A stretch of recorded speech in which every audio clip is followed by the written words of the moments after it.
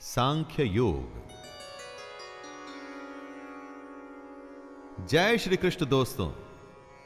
जीवन तो सब जीते हैं, लेकिन इसको जीने का सही सलीका कितनों को आता है?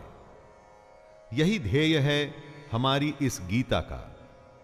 मैं शैलेंद्र भारती भगवान श्री कृष्ण को प्रणाम करते हुए अपना कर्म शुरू करता हूं। जरा ध्यान से सुनिएगा। पहले अध्याय में आपने अर्जुन का विषाद, उसका दुख, उसकी दुविधा जानी। अब श्री कृष्ण उसका उत्तर देंगे और इस अध्याय का नाम है सांख्य योग। इसमें अर्जुन की कायरता तथा उसके भ्रम को लेकर विश्लेषण है, उसका एनालिसिस है। दोस्तों, यहां से शुरुआत होती है उस ज्ञान की जिसके लिए भगवत गीता दुनिया का सबसे महानतम ग्रंथ और ज्ञान का भंडार माना जाता है।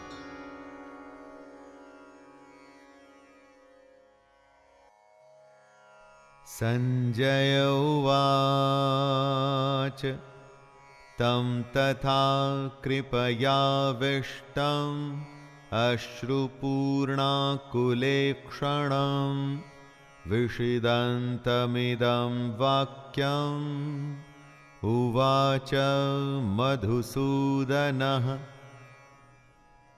संजय कहते हैं, उस प्रकार करुणा से भरे हुए और आंसुओं से पूर्ण तथा व्याकुल नेत्रों वाले शोक युक्त उस अर्जुन को भगवान देखते हैं। अर्जुन दुख से घिरा हुआ है, आशा खत्म हो चुकी है, हिम्मत टूट चुकी है, और ऐसे में कृष्ण उसे समझाना शुरू करते हैं। जहां युद्ध का वर्णन होना चाहिए था, वहां दुख और विषाद का माहौल है। अर्जुन की आंखों में आंसू, मन में निराशा है। यह एक बहुत बड़ी हैरानी की बात थी। धृतराष्ट्र या संजय कोई भी इसकी आशा नहीं कर रहे थे। अर्जुन का दुख देखकर कृष्ण उत्तर देने के लिए तैयार होते हैं। दोस्तों, यही है गीता। अर्जुन या हम सबकी शंका और ईश्वर या कृष्ण का ज्ञान। श्री भगवानुवाच कुतस्त्वाकश्मलमिदं विषमे समुपस्थितम् अनार्यजुष्टमस्वर्ग्यम् अकीर्तिकरमर्जुन। श्री भगवान बोलते हैं, हे अर्जुन, तुझे इस समय असमय में यह मोह किस हेतु से प्राप्त हुआ? क्योंकि ना तो यह श्रेष्ठ पुरुषों के द्वारा आचरित है, न स्वर्ग को देने वाला है और न कीर्ति को करने वाला ही है। युद्ध के समय ऐसी शंका, यह तो असमय है। दोस्तों, इस तरह अपने शत्रु के प्रति मोह दिखाने का काम अर्जुन जैसे योद्धा कैसे कर सकते हैं? अपने कर्म से अगर हम मुंह मोड़कर मोह या किसी और वजह से हताश बैठ जाएं, तो वो ठीक नहीं है। इससे कभी कोई लाभ नहीं होता। क्लैब्यमास्मगमः पार्थ नैतत्त्वयुपपद्यते क्षुद्रं हृदय दौर्बल्यं त्यक्त्वोत्तिष्ठ परन्तप। कृष्ण समझा रहे हैं, हे अर्जुन, नपुंसकता को मत प्राप्त हो। अगर तू युद्ध में आया है तो युद्ध कर, ऐसे डर मत। तेरे जैसे धनुर्धर के लिए यह ठीक नहीं है, सही नहीं कि इस तरह से मन की कमजोरी दिखाओ। दोस्तों, श्री कृष्ण यहां नपुंसकता का अर्थ शक्तिहीनता, कमजोर हो जाना, युद्ध से मुंह मोड़ लेने वाली बात कर रहे हैं। यानी कि जो धर्म कहता है उसके अनुसार कर्म तो करना ही चाहिए।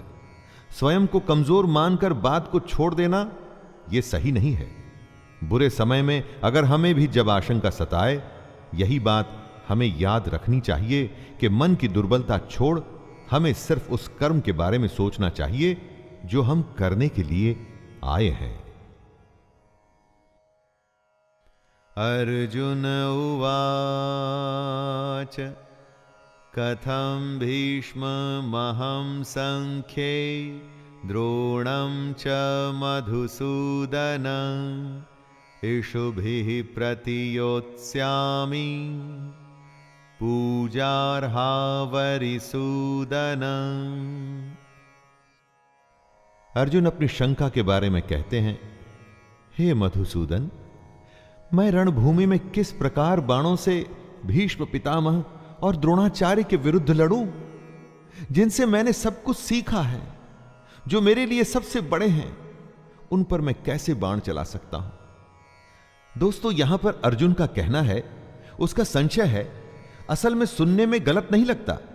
अर्जुन जिनकी पूजा करते हुए बड़े हुए हैं, अपने पितामह या अपने गुरु पर वो बाण कैसे चला सकते हैं? लेकिन युद्ध का तो यही काम है।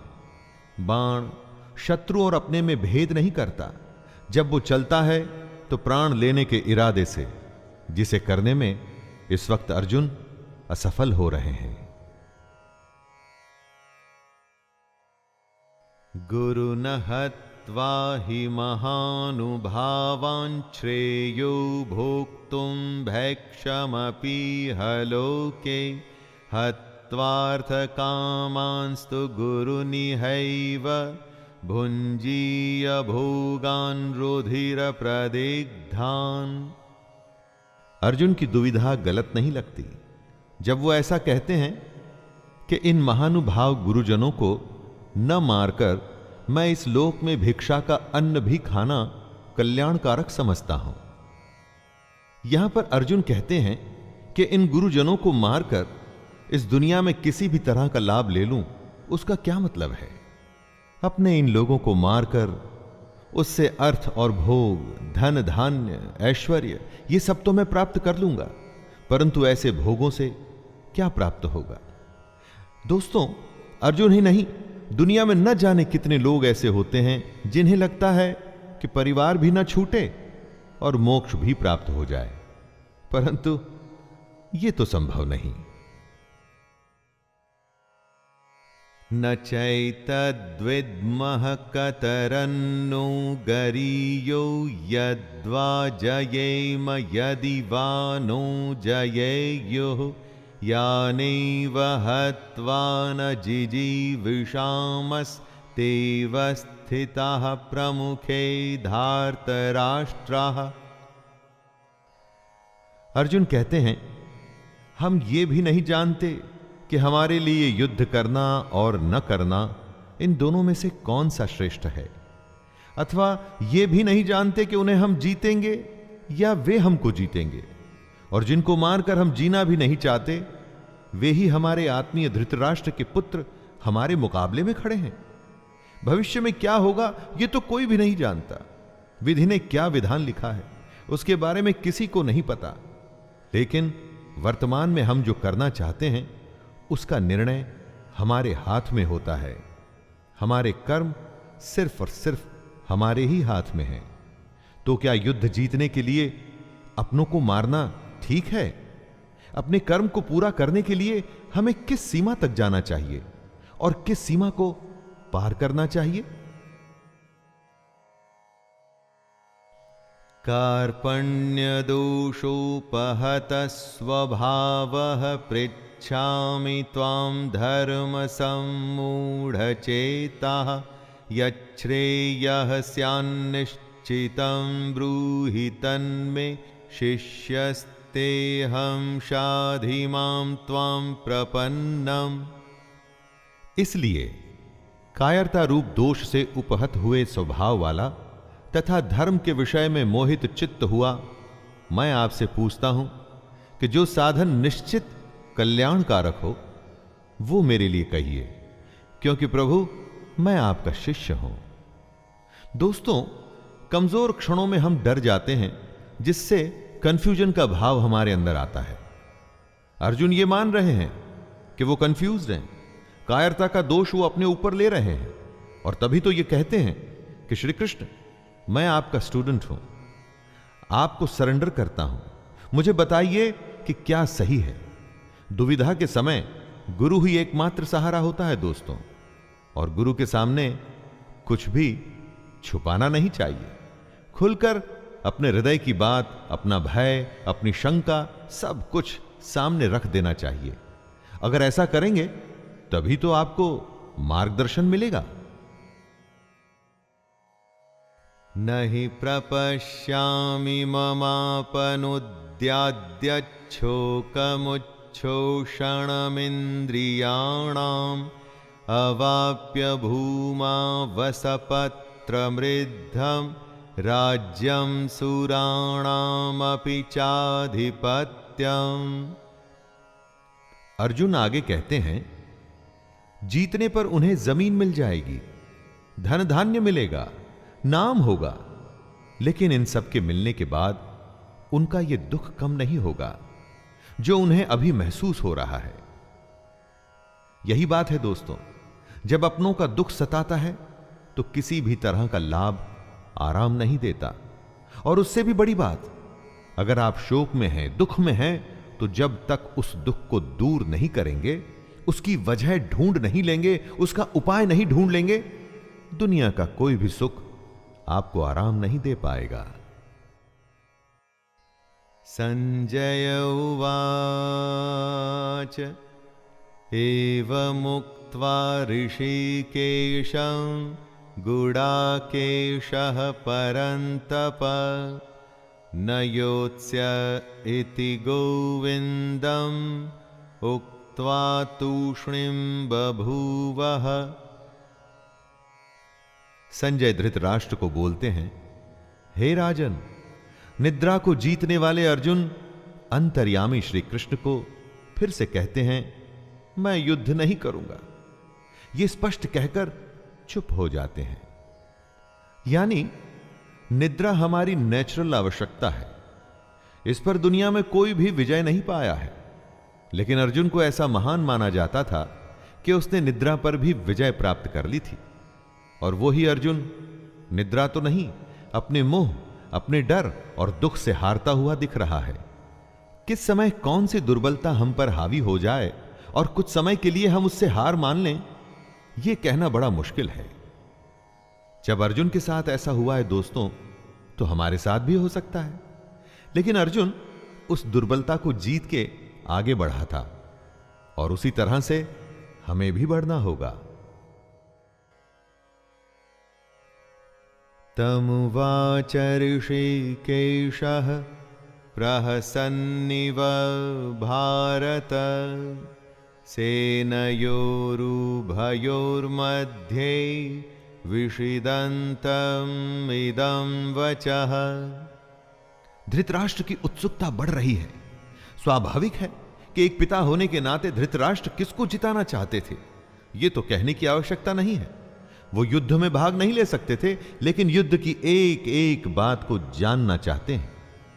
संजय बताते हैं कि हे भरतवंशी धृतराष्ट्र, दोनों सेनाओं के बीच में शोक करते हुए अर्जुन हैं, और उसके सामने अंतर्यामी श्री कृष्ण, जो अर्जुन को हंसते हुए ये वचन बोल रहे हैं। एक तरफ रोता हुआ कमजोर डरा हुआ बालक जैसे कि अर्जुन, और दूसरी तरफ त्रिकालदर्शी कृष्ण हैं। शायद कृष्ण को इसीलिए छलिया भी कहा जाता था। रोते हुए के सामने इस तरह से कौन हंसता है? और कृष्ण हंसते थे क्योंकि उन्हें वो पता था जो किसी को पता नहीं था।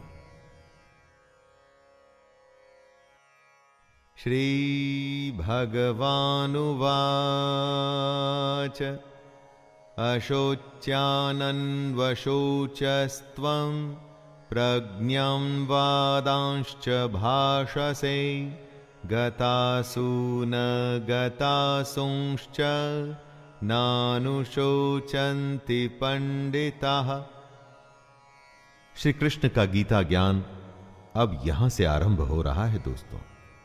भगवान बोले, हे अर्जुन, तू न शोक करने योग्य मनुष्यों के लिए शोक करता है और पंडितों की तरह मुझसे बातें करता है, परंतु जिनके प्राण चले गए हैं उनके लिए और जिनके प्राण नहीं गए हैं उनके लिए भी पंडित जन शोक नहीं करते। कृष्ण का ज्ञान अंतिम सत्य है। वह अर्जुन से कहते हैं कि तुम पंडितों की तरह बातें भी नहीं कर रहे और ना तुम ज्ञानियों की तरह बातें कर रहे हो। जो पंडित और जो ज्ञानी होते हैं वो किसी के जीवित रहने पर या जीवित न रहने पर भी शोक नहीं करते, अर्थात इस दुनिया में किसी भी बात का शोक नहीं करना चाहिए।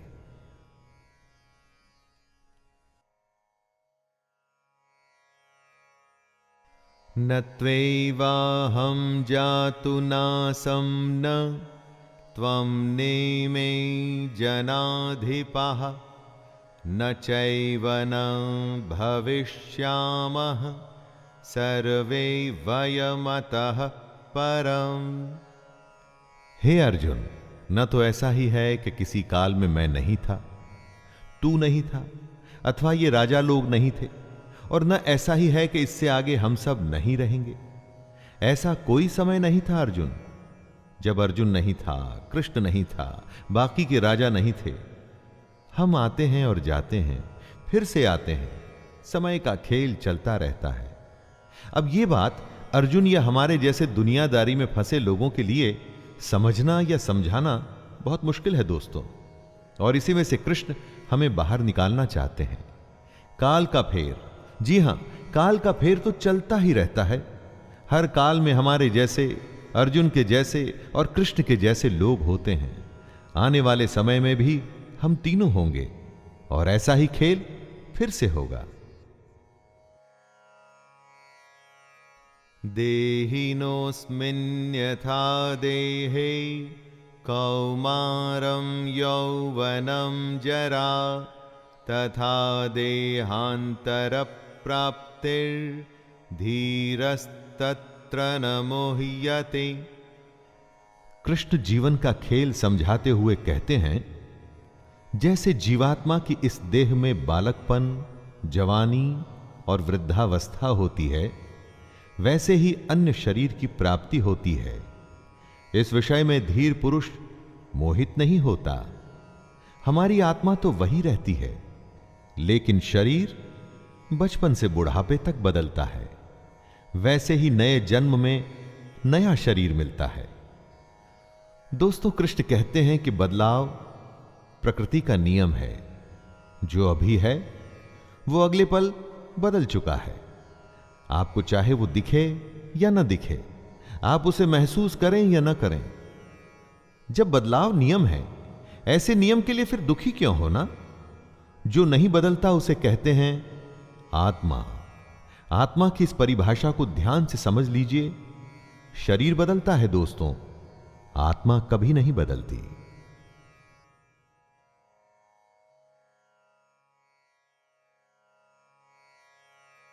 मात्रा स्पर्शास्तु कौन्तेय शीतोष्ण सुख दुःखदाः आगमापायिनो नित्यास्तांस्तितिक्षस्व भारत।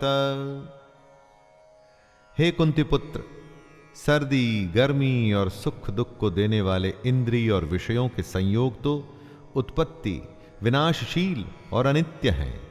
इसलिए हे भारत, उनको तू सहन कर। जिन्हें हमारी इंद्रियां महसूस करती हैं, वो सर्दी, गर्मी या सुख दुख आते जाते रहते हैं, हमेशा नहीं रहते। हमारे सेंसेस और उनके विषयों से जुड़ करके हमें भूख, नींद, सुख, दुख, सुकून, बेचैनी जैसे फीलिंग्स आती हैं। लेकिन ये सब हमारे शरीर से जुड़ी बातें हैं जो खत्म होने वाली हैं। सारी की सारी खत्म होने वाली हैं, परंतु जो खत्म नहीं होता उसे कहते हैं आत्मा।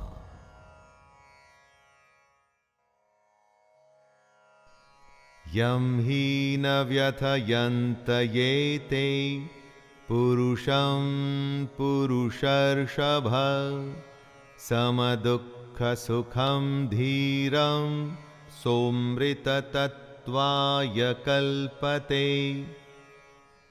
क्योंकि हे पुरुष श्रेष्ठ, दुख सुख को समान समझने वाले जिस धीर पुरुष को ये इंद्रिय और विषयों के संयोग व्याकुल नहीं करते, वह मोक्ष के योग्य होता है।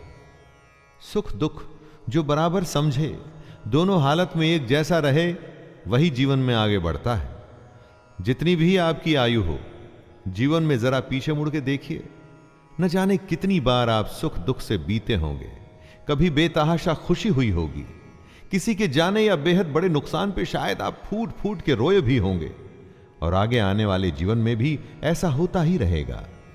ज्ञानी इस बात को जानते हैं कि ऐसे सुख दुख तो आते जाते रहते हैं, एक ही भाव कभी रुक के नहीं रहता। नासतो विद्यते भावो न भावो विद्यते सतः उभयोरपि दृष्टोऽन्तस्त्वन्नयोस्तत्त्वदर्शिभिः। कृष्ण कहते हैं कि असत वस्तु की तो सत्ता नहीं है और सत का अभाव नहीं है। इस प्रकार इन दोनों का ही तत्वज्ञानी पुरुषों द्वारा देखा गया है। दोस्तों, जो झूठ है उसका कोई मूल्य नहीं, मूल्य सिर्फ सच का ही है। समझदार लोग इस बात को समझते हैं, जिसका आना जाना लगा रहे उसके लिए कोई क्या शोक करे। सुख गया तो दुख दरवाजे पर आने के लिए बिल्कुल तैयार खड़ा है। एक के लिए दुख करेंगे तो आने वाली अच्छी खबर के लिए जल्द ही खुश ही होना पड़ेगा। लेकिन अगर आप ज्ञान को समझें तो पाएंगे कि ये दोनों भाव झूठे हैं, इनका कोई मूल्य नहीं। मूल्य है तो सिर्फ आत्मा का, जो निरंतर है, और सिर्फ वही सच है।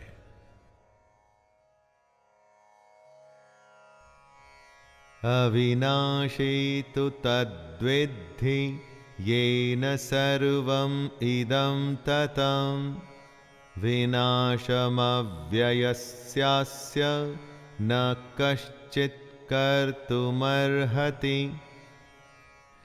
नाश रहित तो तू उसको जान जिससे ये संपूर्ण जगत दृश्य वर्ग व्याप्त है। इस अविनाशी का विनाश करने में कोई भी समर्थ नहीं है। मतलब परमानेंट सिर्फ वही है जिसमें ये पूरा जगत, पूरी दुनिया समाई हुई है, जो सबसे बड़ा सच है। बाकी सब कुछ आता जाता रहता है, सिर्फ ये सच्चाई ही हमेशा के लिए है। इस बात को समझने में डिफिकल्टी आ सकती है, ऐसा भी लग सकता है कि समझ नहीं आई, लेकिन इसको समझे बिना कोई हल भी तो नहीं है। हमारी आत्मा ही दुनिया की सबसे बड़ी सच्चाई है। यही आत्मा हमारे भीतर है, और जब यह आत्मा बाहर है तो पूरी दुनिया जो हमें दिखती है ना, वो भी इसी में समाई हुई है। अंतवंत इमे देहा नित्यस्योक्ताः शरीरिणः अनाशिनो प्रमेयस्य तस्माद्युध्यस्व भारत। सबसे बड़ी सच्चाई है हमारी आत्मा, जो मरती नहीं। बाकी सब कुछ हमारा शरीर या हमारे भाव हैं जो मर जाते हैं। कृष्ण कहते हैं, हे भरतवंशी अर्जुन, तू युद्ध कर, क्योंकि यह आत्मा अमर है, इसका मरना संभव नहीं। इसीलिए इसे सबसे बड़ी सच्चाई कहा गया है। महापुरुष इसी ज्ञान, इसी आत्मा को समझने में अपना पूरा जीवन संन्यास में, समाधि में, ध्यान में बिता देते हैं। कृष्ण का कहना है कि शरीर नाशवान है और आत्मा अमर है, और वही सच्चाई है, तो शोक किस बात का करना। य एनं वेत्ति हन्तारं यश्चैनं मन्यते हतम् उभौ तौ न विजानीतो नायं हन्ति न हन्यते।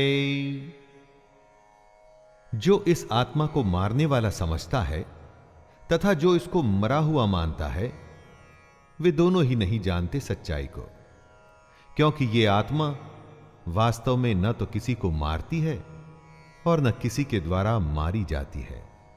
अर्थात आत्मा सिर्फ होती है, उसका होना ही सच है, बाकी कुछ नहीं। यह तो अज्ञान ही है जो हमें यह सोचने पे मजबूर करता है कि हमने किसी को मार दिया या हम मार देंगे। लोग अपने अहंकार में ऐसा समझते हैं कि वे बहुत कुछ कर सकते हैं या बहुत कुछ कर चुके हैं। यह सिर्फ उनकी नादानी है, अज्ञानता है।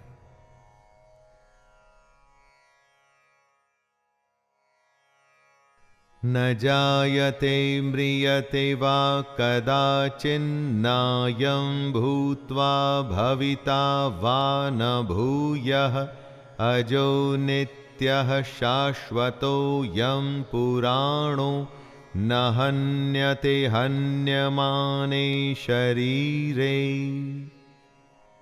कृष्ण आगे समझाते हैं कि ये आत्मा किसी काल में भी न तो जन्मती है और ना ही मरती है, तथा न ये उत्पन्न होकर फिर होने वाली ही है, क्योंकि ये तो अजन्मा, नित्य, सनातन और पुरातन है। शरीर के मारे जाने पर भी ये मरती नहीं। आत्मा हमेशा रहती है, हर काल में। बाकी सब कुछ आता है और जाता है। आत्मा कल, आज और कल हमेशा रहेगी। गीता की सबसे गंभीर बात का यह मूल है दोस्तों, जब कुछ नहीं था तो आत्मा थी, जब कुछ नहीं होगा तो भी आत्मा होगी।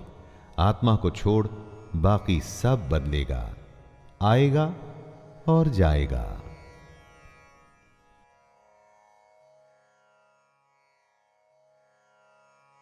वेदा विनाशिनं नित्यं य एनमजमव्ययम् कथं स पुरुषः पार्थकं घातयति हन्तिकम्। हे पृथापुत्र अर्जुन, जो पुरुष इस आत्मा को नाश रहित, नित्य, अजन्मा और अव्यय मानता है, वह पुरुष कैसे किसको मरवाता है और कैसे किसको मारता है? जो इस बात को समझता है कि आत्मा ही सबसे बड़ा सच है, वो किसी को कैसे मार सकता है या कैसे मरवा सकता है? इस बात को समझने का मतलब है कि ब्रह्म रूपी सच को समझना, ब्रह्म को समझना। सच से अधिक हम झूठ को महत्व देते हैं। आत्मा से अधिक हम पार्थिव शरीर को, पार्थिव शरीर जो मिट्टी से बना है और अग्नि में जल के उसी में मिल जाएगा और फिर से मिट्टी हो जाएगा। महत्व हमें देना है अपनी आत्मा को, जो हमेशा थी और हमेशा रहेगी। वासांसि जीर्णानि यथा विहाय नवानि गृह्णाति नरोपराणि तथा शरीराणि विहाय जीर्णान् यन्यानि संयाति नवानि देहि। जैसे मनुष्य पुराने वस्त्रों को त्याग कर दूसरे नए वस्त्रों को ग्रहण करता है, वैसे ही जीवात्मा पुराने शरीरों को त्याग कर दूसरे नए शरीरों को प्राप्त होता है।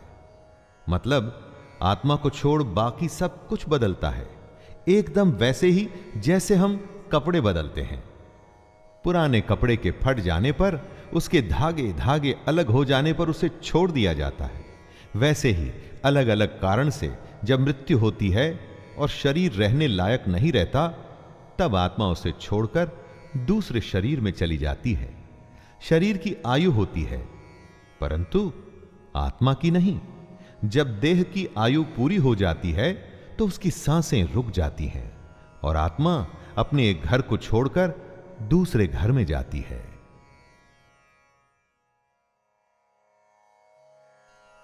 नैनं छिन्दन्ति शस्त्राणि नैनं दहति पावकः न चैनं क्लेदयन्त्यापो न शोषयति मारुतः। इस आत्मा को शस्त्र नहीं काट सकते, इसको आग नहीं जला सकती, इसको जल नहीं गला सकता और वायु सुखा नहीं सकती। आत्मा कोई वस्तु नहीं कि कट जाए, जल जाए या सूख जाए। आत्मा के इसी स्वरूप को कृष्ण समझा रहे हैं। जैसे कपड़ा फटता है, गल जाता है, उसी तरह से आत्मा को कोई वस्तु समझना भूल होगी। उस आत्मा को अपनी इस दुनिया की किसी चीज से मत तोलिए। आत्मा किसी के भी जैसी नहीं, उसका कोई दूसरा उदाहरण संभव ही नहीं। आत्मा अपने आप में विरली और अनूठी है। यह हमसे पहले भी थी और आगे भी रहेगी। अच्छेद्योयमदाह्योयम अक्रियमाणोऽयम् अक्लेद्यो शोष्य एव च नित्यः सर्वगतः स्थाणुर् अचलो यम सनातनः। ये आत्मा अच्छेद्य है, इसे छेदा नहीं जा सकता। ये आत्मा अदाह्य है, इसे जलाया नहीं जा सकता। अक्लेद्य है मतलब गीला भी नहीं किया जा सकता। और निसंदेह अशोष्य है मतलब इसे सुखाया भी नहीं जा सकता। ये आत्मा नित्य, सर्वव्यापी, अचल, स्थिर रहने वाली और सनातन है। सनातन का अर्थ क्या होता है दोस्तों? जो हमेशा से है और हमेशा रहेगा, वही आत्मा भी है। श्री कृष्ण ये बताना चाहते हैं कि हम जो नाशवान हैं, मतलब हमारा जो ये शरीर है, इस पर ज्यादा ध्यान न दें। हम समझें आत्मा को जिसका नाश नहीं हो सकता, तभी हमें मुक्ति मिलनी संभव हो सकती है। वरना मोह और दुविधा में हम हमेशा फंसे रह जाएंगे, जैसे कि अभी अर्जुन फंसा हुआ है और अपना कर्म करने को तैयार ही नहीं।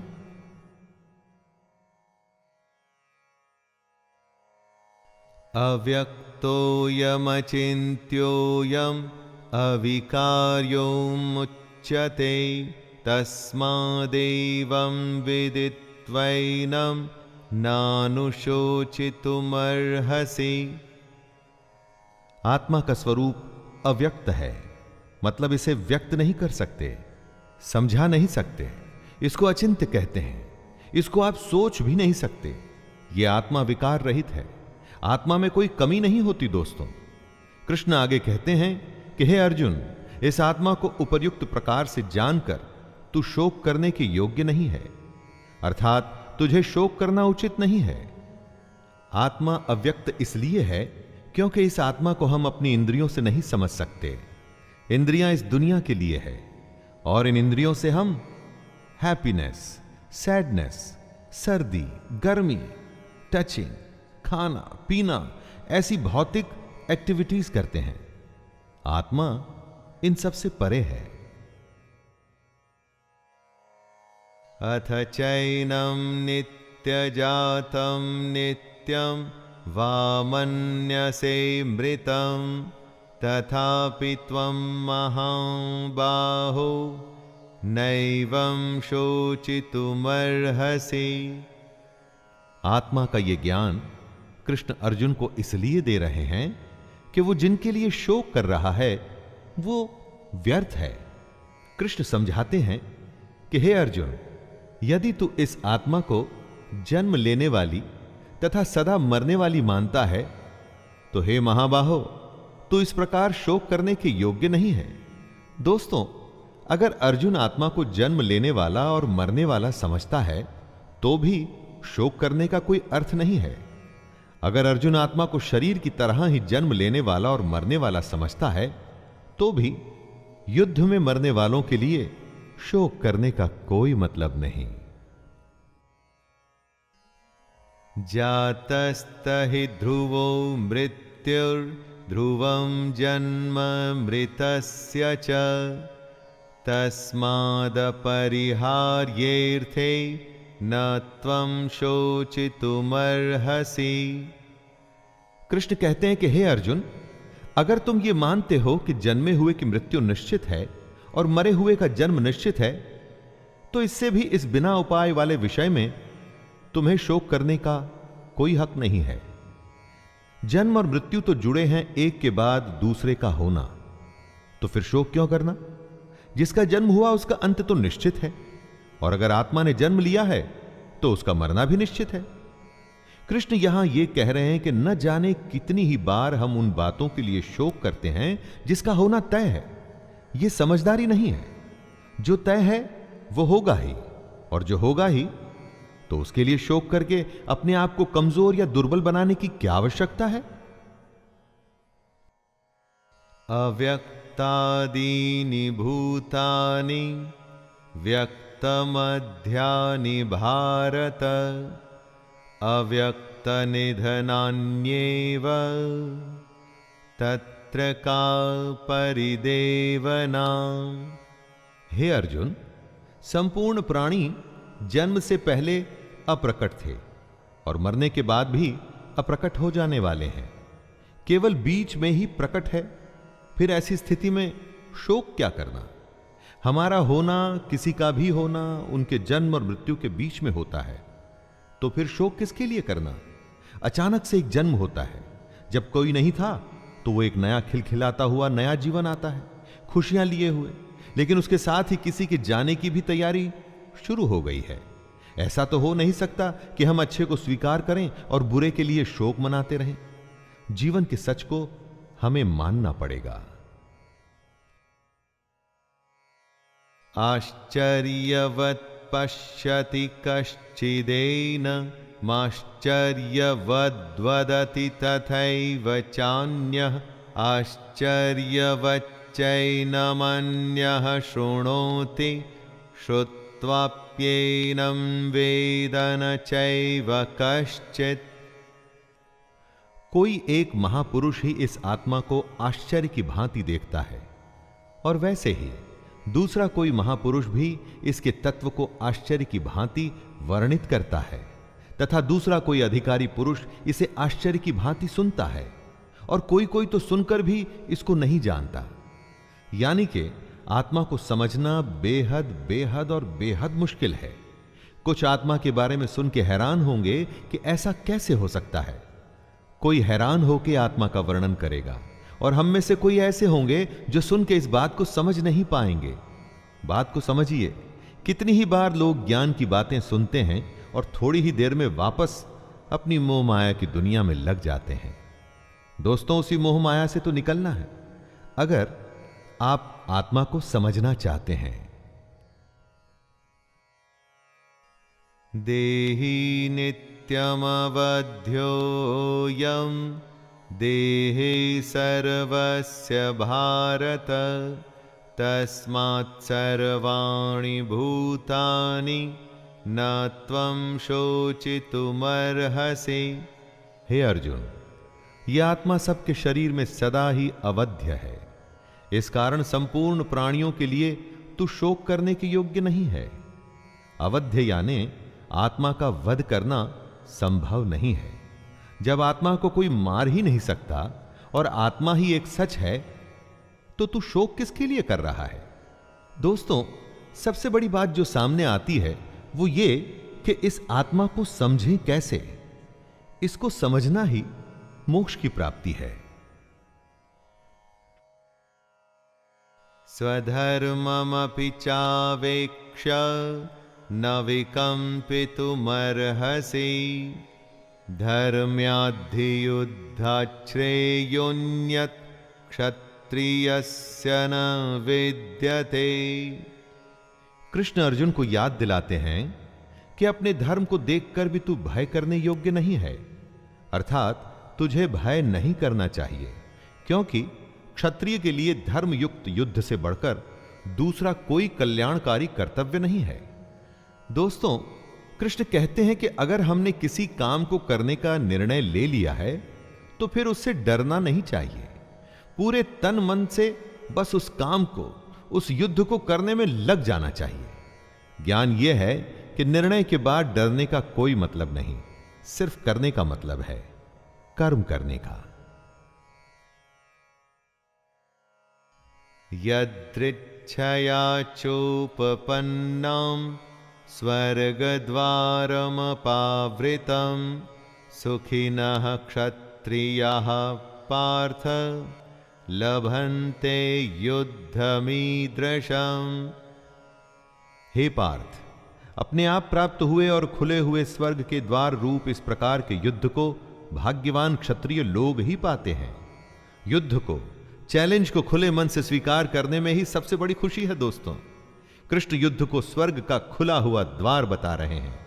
हमारे लिए भी ये बात इस तरह से सही है कि हमको भी अपने जीवन में अगर कोई चुनौती मिलती है तो उसे मोक्ष मानकर उस चैलेंज को पूरा कर जाने में लग जाना चाहिए। क्षत्रिय वो है जो युद्ध में अपना धर्म निभाए।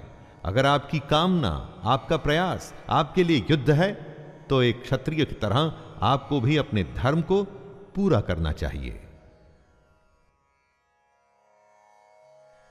अथ चेत्त्वमिमं धर्म्यं संग्रामं न करिष्यसि ततः स्वधर्मं कीर्तिं च हित्वा पापमवाप्स्यसि। किंतु यदि तू इस धर्म युक्त युद्ध को नहीं करेगा तो स्वधर्म और कीर्ति को खोकर पाप को प्राप्त होगा। कृष्ण चेतावनी देते हैं कि अगर हमने चैलेंज को, युद्ध को स्वीकार नहीं किया तो फिर उसके बदले में सिर्फ पाप मिलेगा। हमारा स्वभाव हम में युद्ध करने की क्षमता, शक्ति को पैदा करता है, और अगर हमारा स्वभाव हमें युद्ध से दूर लेके जा रहा है तो मतलब हम अपने धर्म से दूर हो रहे हैं और पाप के भागी हो रहे हैं। अकीर्तिं चापि भूतानि कथयिष्यन्ति ते व्ययाम् संभावितस्य चाकीर्तिर्मरणादतिरिच्यते। कृष्ण कहते हैं, हे अर्जुन, सब लोग तेरी बहुत काल तक रहने वाली अपकीर्ति का भी कथन करेंगे, और माननीय पुरुष के लिए अपकीर्ति मरण से भी बढ़कर है। मतलब युद्ध करने से अगर मना कर दिया तो उससे बड़ा अपमान, उससे बड़ी बेइज्जती कुछ नहीं हो सकती। कुछ लोगों की भीड़ में अगर आप जाते हैं तो सब आपको सम्मान से देख आपकी प्रशंसा करते हैं, और दूसरी स्थिति में आप कहीं जाते हैं तो लोग अपमान से देखते हैं, अपनी नजरें फेर लेते हैं। आपको क्या स्वीकार है, यश या अपकीर्ति, अपमान या सम्मान? युद्ध को छोड़ देने का मतलब ही अपमान है। भयाद्रणादुपरतं मंस यन्ते त्वां महारथाः येषां च त्वं बहुमतो भूत्वा यास्यसि लाघवम्। अर्जुन, जिनकी दृष्टि में तू पहले बहुत सम्मानित होकर अब लघुता को प्राप्त होगा, वे महारथी तुझे भय के कारण युद्ध से हटा हुआ मानेंगे। दोस्तों, अर्जुन को सब महान योद्धा समझते थे। अगर अर्जुन युद्ध से हट जाता तो वो उसे कायर मानते। चाहे अर्जुन हो या हम, युद्ध न करने में बहुत अपमान होता है। अच्छा या बुरा, छोटा या महान, सब तुलना का खेल है दोस्तों। इस खेल में हार जीत तो होती ही है, इसके अलावा युद्ध में कौशल दिखाना भी एक बहुत बड़ी बात होती है। और अगर कोई युद्ध से ही मुंह फेर ले तो समाज में उसे कहीं जगह नहीं मिलती।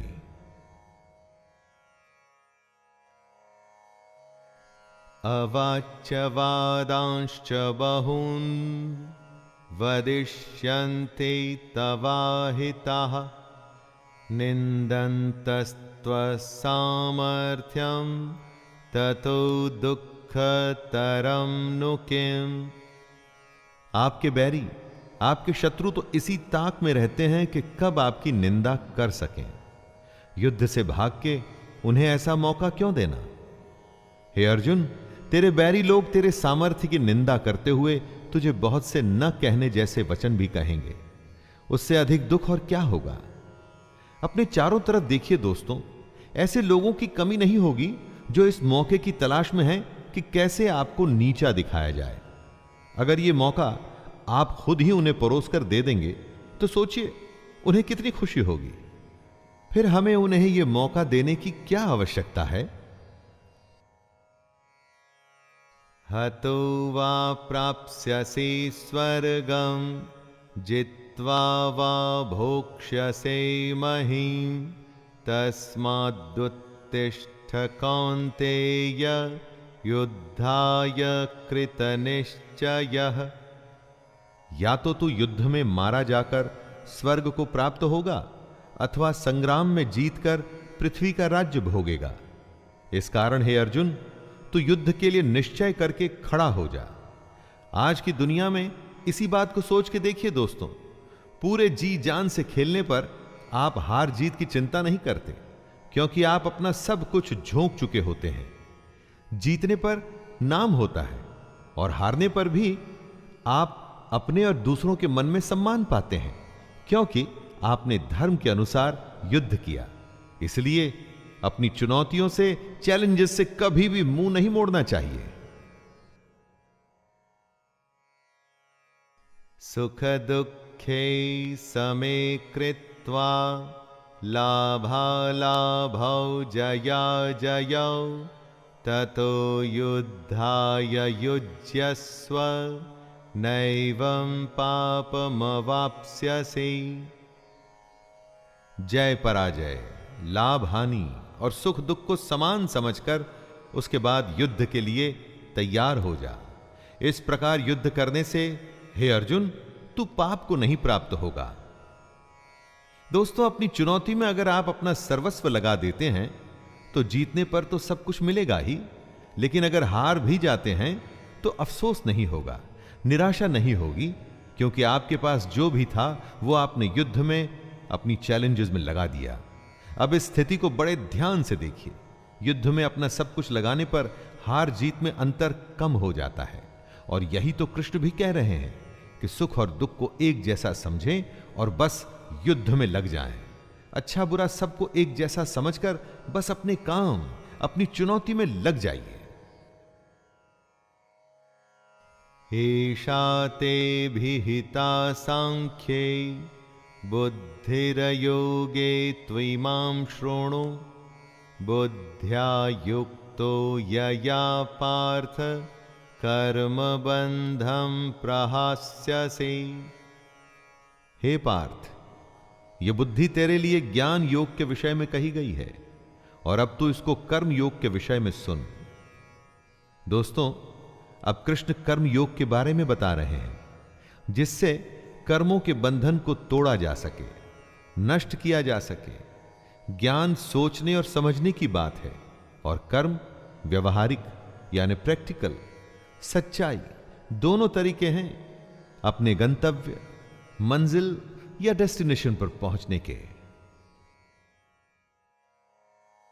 यनेहाभिक्रमनाशोस्ति प्रत्यवातो न विद्यते स्वल्पमप्यस्य धर्मस्य त्रायते महतो भयात्। इस कर्म योग में आरंभ का अर्थात बीज का नाश नहीं है, और उल्टा फल रूपी दोष भी नहीं है, बल्कि इस कर्म योग रूपी धर्म का थोड़ा सा भी साधन जन्म मृत्यु रूपी महान भय से रक्षा करवा देता है। सबके लिए ज्ञान का, साधना का, साधुओं का मार्ग संभव नहीं है। हमारे जैसे अधिकतर लोगों को कर्म योग अपनाना चाहिए। अगर कर्म योग को समझ के उस पर हम सब चल सकें तो कभी निराशा नहीं होगी। अगर इस कर्म योग को हम थोड़ा सा भी समझ लें तो जन्म और मृत्यु के डर से हमेशा के लिए बच सकते हैं। व्यवसायात्मिका बुद्धिर एकेह कुरु नंदन बहुशाखा ह्यनन्ताश्च बुद्ध्यो व्यवसायिनां। हे अर्जुन, इस कर्म योग में निश्चयात्मिका बुद्धि एक ही होती है, किंतु अस्थिर विचार वाले विवेकहीन सकाम मनुष्यों की बुद्धियां निश्चय ही बहुत भेदों वाली और अनंत होती है। जब फैसला लेना हो तो बुद्धि एक ही होती है, लेकिन जहां सोच की, फैसले की, निर्णय की कमी हो वहां कई बुद्धियां काम करती हैं। यहां अनिर्णय की स्थिति के बारे में कहा गया है। दोस्तों, जब आप फैसला नहीं ले पाते हैं, कोई डिसीजन नहीं ले पाते हैं, तो न जाने कितनी ही दिशाओं में आपका ध्यान, आपकी बुद्धि जाती है। लेकिन अगर आप निर्णय करने की सोच लें तो उसके बाद सिर्फ उस काम को करने का ही प्रण होता है। और अगर ऐसा नहीं है तो ऐसा होना चाहिए। यामिमां पुष्पितां वाचं प्रवदन्त्य विपश्चितः वेदवादरताः पार्थ नान्यदस्तीति वादिनः। हे अर्जुन, जो भोगों में तन्मय हो रहे हैं, जो कर्म फल के प्रशंसक वेद वाक्यों में ही प्रीति रखते हैं, जिनकी बुद्धि में स्वर्ग ही परम प्राप्य वस्तु है और जो स्वर्ग से बढ़कर दूसरी कोई वस्तु ही नहीं देखते, यानी ऐसे लोग जो कर्म के बदले में होने वाले सिर्फ फल लाभ की ही बात करते हैं। जब भी कोई काम उससे होने वाले फायदे से शुरू होता है तो वो काम नहीं, स्वार्थ हो जाता है, उसे कर्म नहीं कह सकते। जो लोग ऐसा करते हैं उन्हें कृष्ण कर्म फल का प्रशंसक बता रहे हैं। आप अकर्मी होने से बचिए। कामात्मानः स्वर्गपरा जन्म कर्म फल प्रदां क्रिया विश्लेष बहुलां भोगैश्वर्य गतिं प्रति। ऐसे लोगों को कृष्ण ढोंगी बताते हैं। वो कहते हैं, हे अर्जुन, ऐसा कहने वाले हैं वे अविवेकी जन इस प्रकार की जिस पुष्पित अर्थात दिखाऊ शोभायुक्त वाणी को कहा करते हैं, ऐसे लोग ढोंगी होते हैं। यानी वो लोग जो कर्म की बात सिर्फ इसलिए करते हैं ताकि उन्हें बदले में भोग और ऐश्वर्य जैसे फल या लाभ मिल सकें, काम से ज्यादा उसके होने वाले फायदे की बात करना ढोंग है। कई लोग आपको मिलेंगे जो जमीन पर इतना काम नहीं करेंगे जितना वो हवाई किले बनाएंगे। दोस्तों, ऐसे ढोंगी लोगों से बचना चाहिए।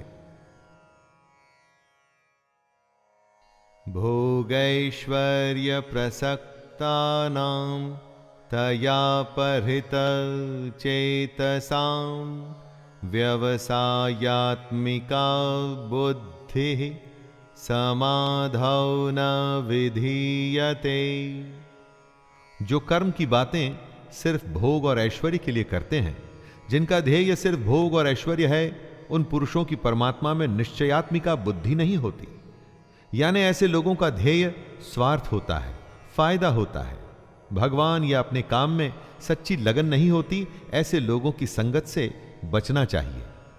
इनकी पहचान होती है इनके नेगेटिव रवैये से। इनकी बातों से आप समझ जाएंगे कि काम में इनकी कोई रुचि नहीं, बस उस काम का फल भोगने में इनको बहुत रुचि है। त्रैगुण्य विषया वेदा निस्त्रैगुण्यो भवार्जुन निर्द्वन्द्वो नित्यसत्वस्थो निर्योगक्षेम आत्मवान। हे अर्जुन, वेदों के कर्म कांड हमारी प्रकृति के 3 गुणों से जुड़े हैं।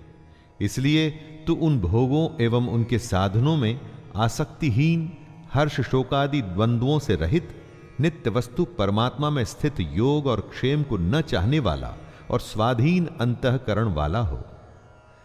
यहां पर कृष्ण अत्यंत कठिन लेकिन सबसे बड़ी बात कह रहे हैं। वो कहते हैं कि वेद भी सिर्फ 3 गुणों में ही सीमित हो जाते हैं, उससे आगे वो भी नहीं जानते। उससे आगे है कर्मयोग।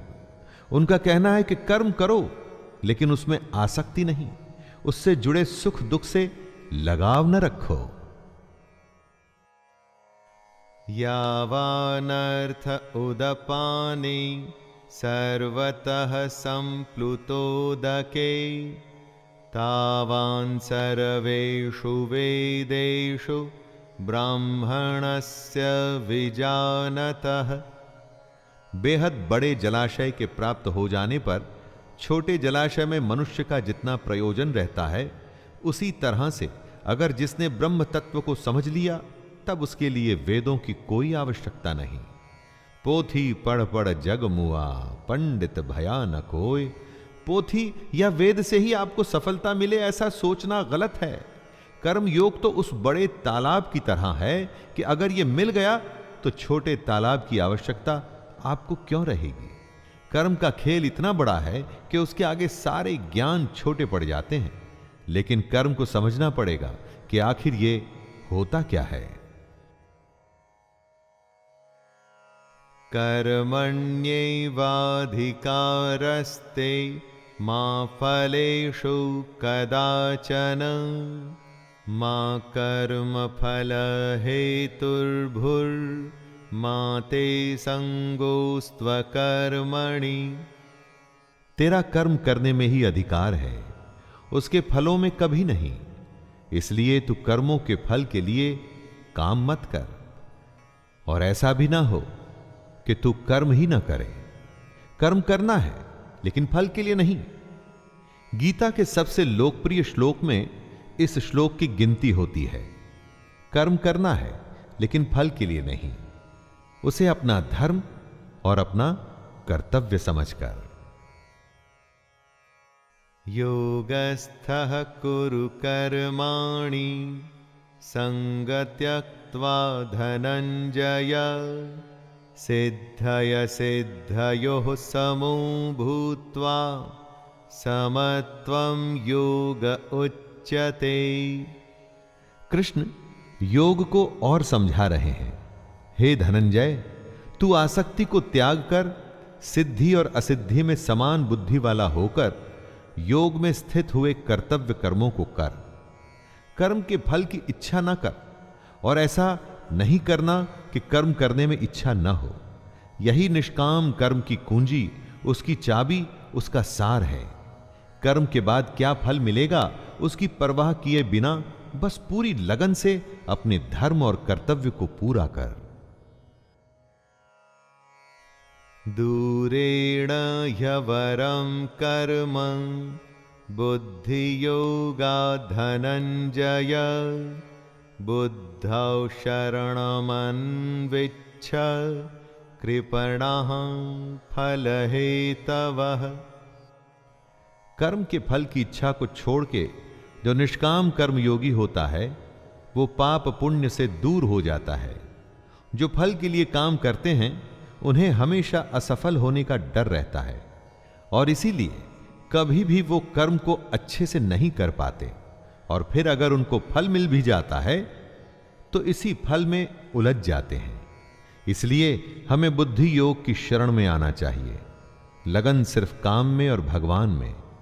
तब बुद्धि निश्चय से काम कर पाती है।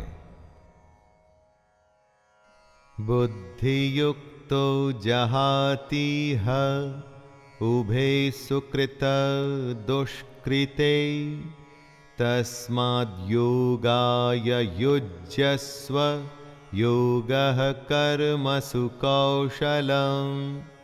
बुद्धि योग की शरण में आने से बिना फल के काम करने वाला इसी दुनिया में पाप पुण्य से मुक्त हो जाता है।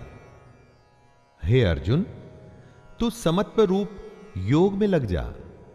मतलब अच्छा हो बुरा हो, सुख हो या दुख हो, सभी में एक ही तरीके से समभाव से तू बस अपना कर्म, अपना कर्तव्य करता रहे।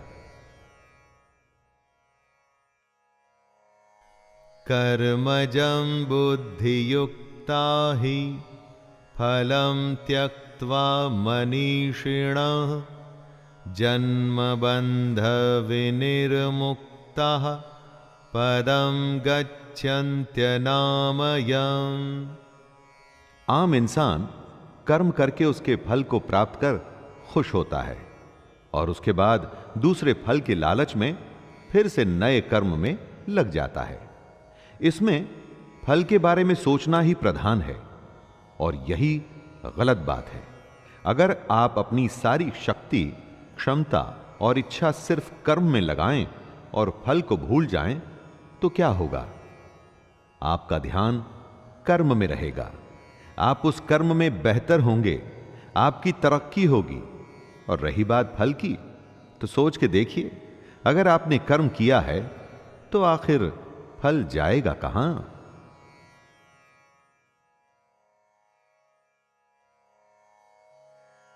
यदा ते मोहकलिलं बुद्धिर्व्यतितरिष्यति तदा गन्तासि निर्वेदं श्रोतव्यस्य श्रुतस्य च। कर्म के फल का मोह हो या रिश्तों का मोह, धन या ऐश्वर्य का मोह, यही मोह हमें फंसाता है। जब बुद्धि मोह के दलदल से निकल जाती है तब परमात्मा के पास आने की राह निकल आती है। रिश्ते, धन, ऐश्वर्य बुरे नहीं, उनसे मोह बुरा है, क्योंकि जब आपका लगाव इन वस्तुओं से हो जाता है तो सोचने की शक्ति कम हो जाती है। बुद्धि ठीक से काम नहीं करती, फैसले गलत हो जाते हैं। इसलिए इस मोह को बुरा बताया गया है। धृतराष्ट्र के पुत्र मोह से ही पूरा महाभारत हुआ। युधिष्ठिर के द्यूत या जुए के मोह में उनका पूरा राज्य चला गया था। दोस्तों, यह उस समय की ही बात नहीं है। आप चाहें तो आज के समय के भी कई सारे उदाहरण जो आप अपने आसपास में देख सकते हैं। श्रुति विप्रतिपन्ना ते यदा स्थास्यति निश्चला समाधावचला बुद्धिस्तदा योगमवाप्स्यसि। जितने लोग होते हैं उतने किस्म की बातें होती हैं, और जितनी बातें होती हैं उतने तरीके से बुद्धि सोचती है। जब दिमाग, बुद्धि स्थिर होकर एक जगह या परमात्मा में लग जाती है तो उसे ही योग कहते हैं। बुद्धि का स्थिर हो जाना ही एकाग्रता यानी कंसंट्रेशन कहलाता है। दोस्तों, स्थिर होकर एकाग्रता से कुछ करने को समाधि की स्थिति भी कहते हैं। और अगर आपने कंसंट्रेशन से काम किया हुआ हो तो मैं दावे के साथ कहता हूं कि वो काम कभी भी व्यर्थ नहीं होगा। अर्जुन उवाच स्थितप्रज्ञस्य का भाषा समाधिस्थस्य केशव स्थितधिः किं प्रभाषेत किमासीत व्रजेत किम्। अर्जुन पूछते हैं, हे केशव, समाधि में स्थित परमात्मा को प्राप्त हुए स्थिर बुद्धि पुरुष का क्या लक्षण है? वह स्थिर बुद्धि पुरुष कैसे बोलता है, कैसे बैठता है और कैसे चलता है? दोस्तों, आप जरूर जानना चाहेंगे कि जो लोग अपनी अपनी फील्ड में सबसे ऊपर पहुंचते हैं उनकी सफलता का रहस्य क्या है। अर्जुन भी जानना चाहता है कि जो स्थिर होके अपनी बुद्धि को एक जगह लगा देते हैं उनकी पहचान क्या है। श्री भगवानुवाच प्रजहाति यदा कामान् सर्वान् पार्थ मनोगतान् आत्मयैवात्मना तुष्टः स्थितप्रज्ञस्तदोच्यते। श्री भगवान उत्तर देते हैं, हे अर्जुन, जिस काल में ये पुरुष मन में स्थित संपूर्ण कामनाओं को भली भांति त्याग देता है और आत्मा से आत्मा में ही संतुष्ट रहता है, उस काल में वह स्थित प्रज्ञ कहा जाता है। भगवान कृष्ण ने बताया था कि आत्मा ही सबसे बड़ी सच्चाई है। मोह, इच्छा या कामना छोड़ना ही आत्मा के पास आना है। जिसको संतुष्टि, शांति के लिए किसी दूसरे पर निर्भर नहीं रहना पड़ता, वो ही अपनी कामना को त्याग सकता है। दोस्तों, सोचिए, क्या आपको अपनी खुशी, अपनी शांति के लिए किसी और की आवश्यकता पड़ सकती है? दुःखेष्वनुद्विग्नमनः सुखेषु विगतस्पृहः वीतरागभयक्रोधः स्थितधीर्मुनिरुच्यते। बुरा होने पर जिसके मन में दुख पैदा न हो, अच्छा होने पर जो मन भी शांत रहे, खुशी से पागल न हो, गुस्सा, डर या प्रेम जो सब कुछ एक ही भाव से एक ही जैसे देखता हो, उसकी बुद्धि स्थिर रहती है और वही मुनि या योगी कहलाता है। अच्छी खबर पे खुश हो जाना, बुरे पे उदास, ये तो स्वाभाविक ही है। अगर किसी जानवर को भी आप कुछ खाने को देंगे तो वो खुश होगा, छीन लेंगे तो उसे बुरा लगेगा। लेकिन इस सब से जो ऊपर उठ जाता है, अलग अलग अवस्थाओं में भी वो अपनी स्वयं की हालत नहीं बदलता, मतलब उसकी बुद्धि स्थिर है, यानी वो मुनि है, वो योगी कहलाने के लायक है। यः सर्वत्रानभिस्नेहस्तत् तत्प्राप्य शुभाशुभं नाभिनन्दति न द्वेष्टि तस्य प्रज्ञा प्रतिष्ठिता। जिसमें लगाव नहीं है, शुभ हो या अशुभ, अच्छा या बुरा, जो दोनों को एक जैसे देखता है, वही अपनी बुद्धि को स्थिर रखता है। इस श्लोक में कृष्ण समझा रहे हैं कि किस तरह से अलग अलग हालत में खुद को, अपनी बुद्धि को स्थिर रखा जाए, कैसे संयम और धैर्य से हम अपने जीवन में अनुशासन ला सकते हैं, वरना चारों तरफ या तो दुख की हाहाकार होगी या खुशी से लोग झूम रहे होंगे।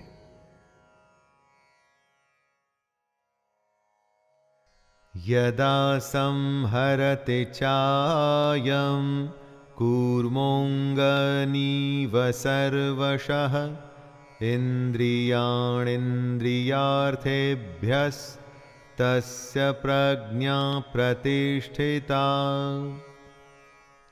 कछुआ जिस तरह से सब ओर से अपने अंगों को समेट लेता है, वैसे ही जब पुरुष इंद्रियों के विषयों से इंद्रियों को सब प्रकार से हटा लेता है, तब उसकी बुद्धि स्थिर होती है। यानी दुनिया में रहकर भी दुनियादारी से बचना ही बुद्धि को स्थिर करना है। अगर किसी के सामने आप बहुत ही स्वादिष्ट खाना रखें, तो क्या वो खुद को रोक पाएगा? किसी के सामने आप महंगे आभूषण या डिजिटल गैजेट्स रखें, तो क्या वो स्वयं पर कंट्रोल कर सकेगा? ना, ये संभव नहीं है दोस्तों। इसको जो संभव कर दे, उसी की बुद्धि स्थिर होती है। आप स्वयं पर आजमा के देखिए, अगर दुनिया की वस्तुएं आपको लुभा नहीं पाती, तो आप अपनी बुद्धि को नियंत्रण में ले आएंगे।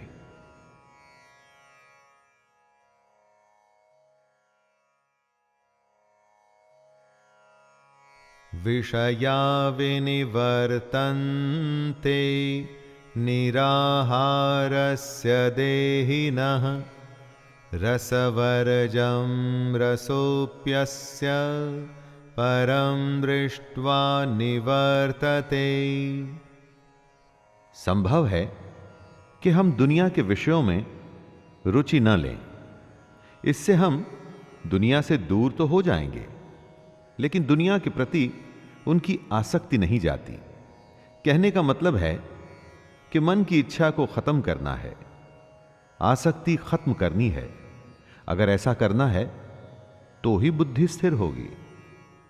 कृष्ण कह रहे हैं कि मान लीजिए आप दुनिया की वस्तुओं को ना भी बोल देते हैं, तो क्या आपका मन उन्हीं में लगा हुआ है? आसक्ति, इच्छा खत्म करनी है, तभी तो मोह खत्म होगा। मन के लगाव को ही मोह कहते हैं।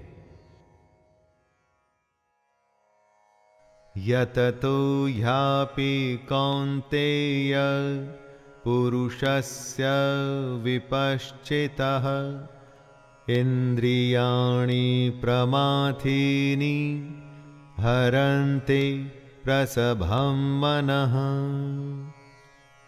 हे अर्जुन, आसक्ति का नाश न होने के कारण ये प्रमथन स्वभाव वाली इंद्रियां प्रयास करते हुए बुद्धिमान पुरुष के मन को भी बलपूर्वक हर लेती हैं।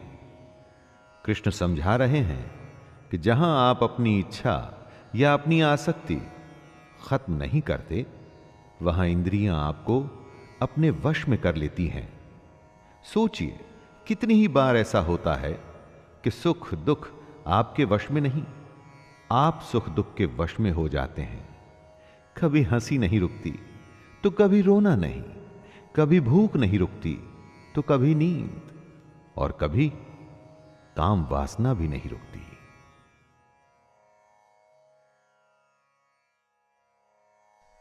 तानि सर्वाणि संयम्य युक्त आसीत मत्परः वशे हि यसेन्द्रियाणि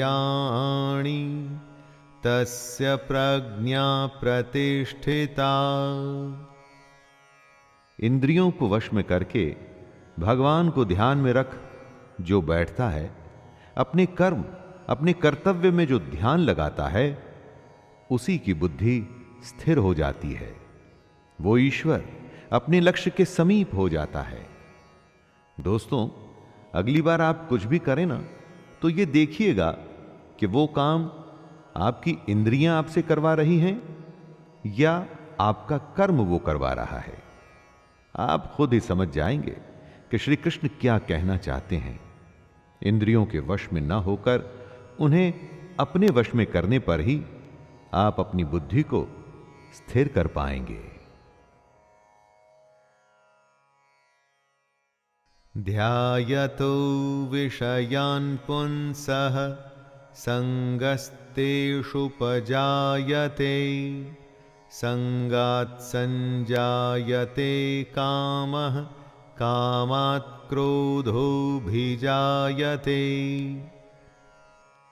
विषयों के बारे में अर्थात इच्छाओं के बारे में सोचते रहने से उसमें आसक्ति हो जाती है और आसक्ति से उन विषयों की कामना उत्पन्न होती है, और जब वो कामना पूरी नहीं होती तो क्रोध उत्पन्न होता है।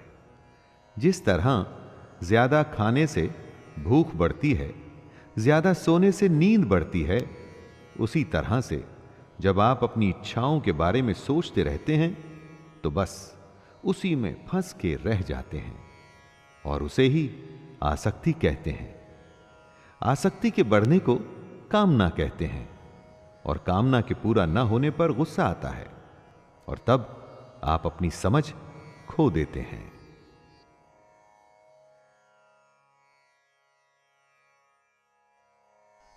क्रोधात् भवति सम्मोहः, सम्मोहात् स्मृतिविभ्रमः, स्मृतिभ्रंशात् बुद्धिनाशो, बुद्धिनाशात् प्रणश्यति।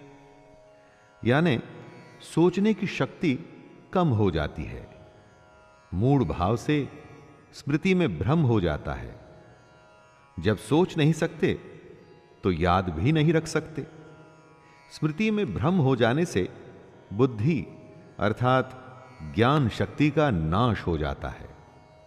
जब याद नहीं रख पाएंगे तो ज्ञान किसी काम नहीं आएगा, बुद्धि बेकार हो जाएगी, और बुद्धि का नाश हो जाने से पुरुष अपनी स्थिति से गिर जाता है। रागद्वेष वियुक्तैस्तु विषयानिन्द्रियैश्चरन्, आत्मवश्यैर्विधेयात्मा प्रसादम् अधिगच्छति। जो अपनी इच्छाओं को, अपनी आसक्तियों को अपने नियंत्रण अर्थात कंट्रोल में रख पाते हैं, दोस्ती शत्रुता, गुस्से या प्यार के बिना अपनी इंद्रियों को भटकने नहीं देते, वो अंतःकरण की प्रसन्नता को प्राप्त होते हैं। ऐसे लोगों को बाहरी नहीं, हार्दिक और अंदरूनी प्रसन्नता होती है। आनंद, खुशी, शांति कहीं बाहर नहीं होती दोस्तों, वो तो हमारे अंदर होती है, और हम उसे ढूंढते बाहर हैं। इसलिए ऐसा कहा गया है कि मोह को कहां ढूंढे रे बंदे, मैं तो तेरे पास। प्रसादे सर्वदुःखानां हानिरस्योपजायते, प्रसन्नचेतसो ह्याशो बुद्धिः पर्यवतिष्ठते। अंतःकरण की प्रसन्नता होने पर, अंदर से प्रसन्न होने पर दुख खत्म हो जाते हैं, और ऐसे प्रसन्न चित्त कर्म योगी की बुद्धि शीघ्र ही सब ओर से हटकर एक परमात्मा में ही भली भांति स्थिर हो जाती है। दोस्तों, आप अपने लक्ष्य के बारे में सोचिए, प्रयास करिए कि उसे सबसे अच्छा, पूरी दुनिया में दी बेस्ट, सबसे श्रेष्ठ उसे कैसे कर सकते हैं, और उसे पूरा करने में लग जाइए। फल का मत सोचिए कि लक्ष्य पूरा होगा कि नहीं, बस उसे करते रहिए और फिर देखिए कैसी मानसिक शांति और सुकून मिलता है आपको। नास्ति बुद्धिरयुक्तस्य न चायुक्तस्य भावना न चाभावयतः शांतिर्शान्तस्य कुतः सुखम। जो पुरुष अपने मन या अपनी इंद्रियों को नहीं जीत पाते, उनमें निश्चयात्मिका बुद्धि नहीं होती, यानी कि वो स्पष्ट और सटीक निर्णय नहीं ले पाते। ऐसे मनुष्य के अंतःकरण में भावना भी नहीं होती। भावनाहीन मनुष्य को शांति नहीं मिलती, और शांति रहित मनुष्य को सुख कैसे मिल सकता है? बीमार आदमी क्या अच्छा खाना और क्या बुरा खाना, उसे कुछ अच्छा नहीं लगता। जो अंदर होता है वो बाहर आता ही है। जब आपके अंदर शांति नहीं होगी तो आप आनंद कभी भी प्राप्त नहीं कर पाएंगे।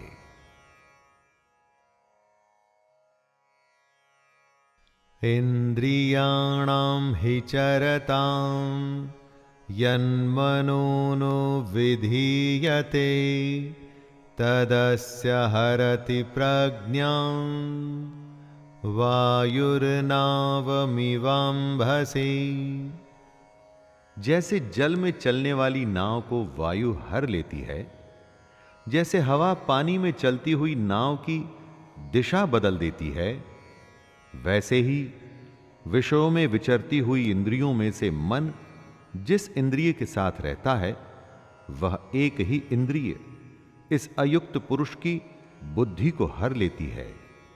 अगर वो क्रोध में है तो और कुछ भी नहीं सोच पाएगा, और अगर प्रेम में है तो उसे किसी बात की सुध भी नहीं रहेगी। जिस भी इंद्रिय के वश में होगा उसे उसके अलावा कुछ भी समझ नहीं आएगा। इन इंद्रियों के नियंत्रण से निकल के इनको आपके नियंत्रण में रखिए दोस्तों, फिर देखिए आपके लिए क्या संभव है। सब कुछ संभव हो जाएगा। तस्माद्यस्य महाबाहो निगृहीतानि सर्वशः इन्द्रियाणीन्द्रियार्थेभ्यस्तस्य प्रज्ञा प्रतिष्ठिता। हे महाबाहो, जिस पुरुष की इंद्रियां इंद्रियों के विषयों में सब प्रकार निग्रह की हुई हैं, उसी की बुद्धि स्थिर है। यानी जिस पुरुष ने अपनी इंद्रियों और उनसे होने वाली इच्छाओं पर पूरी तरह से रोक लगा रखी है, उसी की बुद्धि स्थिर है। और बुद्धि हमारा ध्यान ऐसी ऐसी जगह पर ले जाती है जहां पर हम उलझ के अपना असली मकसद भूल जाते हैं। बुद्धि सहारा लेती है हमारी इंद्रियों का। इसलिए अगर बुद्धि पर विजय प्राप्त करनी है दोस्तों, तो इंद्रियों को वश में करना ही होगा।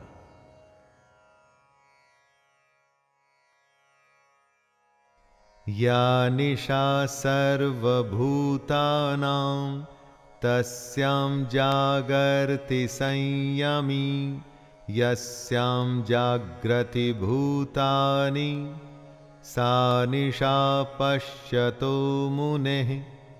संपूर्ण प्राणियों के लिए जो रात्रि के समान है, उस नित्य ज्ञान स्वरूप परमानंद की प्राप्ति में स्थित प्रज्ञ योगी जागता है। और जिस नाशवान सांसारिक सुख की प्राप्ति में सब प्राणी जागते हैं, परमात्मा के तत्व को जानने वाले मुनि के लिए वह रात्रि के समान है।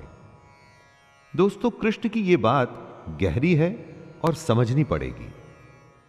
जो सबके लिए रात है, उस रात में योगी परमात्मा के लिए, ज्ञान के लिए जागता है और साधना करता है। और जो सबके लिए सांसारिक सुख है, जिसके लिए संसार में हर कोई जागता है, वो सुख योगी के लिए रात के समान है। जब सब सोते हैं तो मेहनती बच्चा रात में जाग के पढ़ता है और परीक्षा में वो ही अव्वल आता है।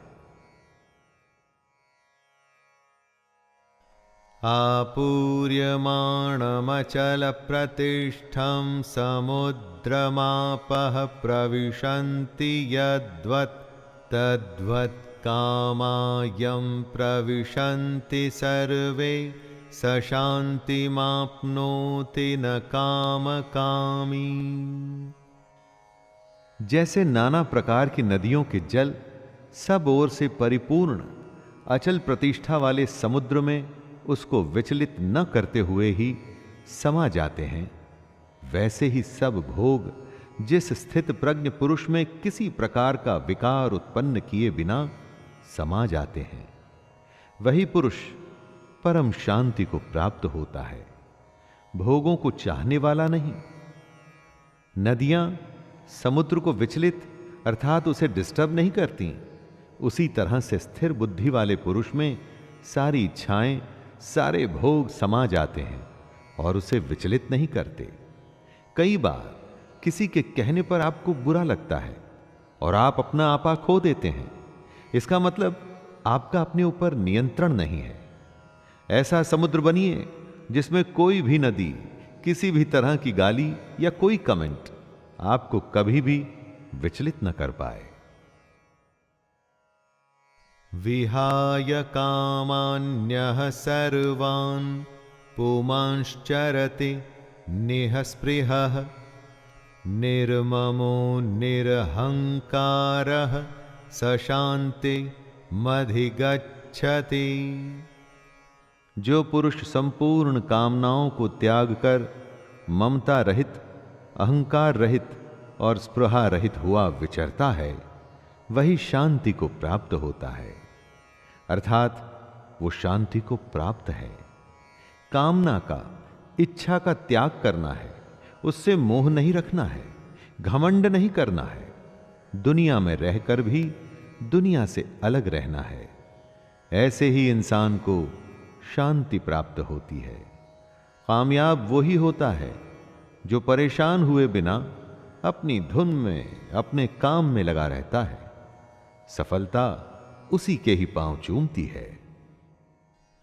एषा ब्राह्मी स्थितिः पार्थ नैनां प्राप्य विमुह्यते स्थित्वा स्यामन्तकालेऽपि ब्रह्मनिर्वाणमृच्छते। हे अर्जुन, ये ब्रह्म को प्राप्त हुए पुरुष की स्थिति है। इसको प्राप्त होकर योगी कभी मोहित नहीं होता और अंतकाल में भी इस ब्रह्म स्थिति में स्थित होकर ब्रह्मानंद को प्राप्त हो जाता है। दोस्तों, कृष्ण अर्जुन को बता रहे हैं कि जो पुरुष ऐसा करने में सफल होता है उसे ब्रह्म की प्राप्ति होती है। ब्रह्म का अर्थ है सबसे बड़ा सत्य, इससे आगे कुछ भी नहीं होता।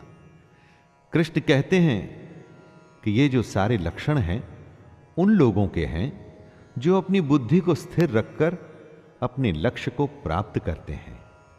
स्वाभाविक है कि अगर इन बातों को हम भी अपने जीवन में उतार लें तो हम भी अपने लक्ष्य से कभी दूर नहीं रहेंगे। दोस्तों, ये था गीता का दूसरा अध्याय, सांख्य योग। इस अध्याय में श्री कृष्ण ने कर्म को समझाया, उसके प्रति हमारे उत्साह को बढ़ाया और यह समझाया कि सिर्फ और सिर्फ कर्म में ही अपना ध्यान रखना और किसी भी बात में नहीं। तो आज्ञा दीजिए, अपने मित्र शैलेंद्र भारती को मुलाकात होती है तीसरे अध्याय में। जय श्री कृष्ण।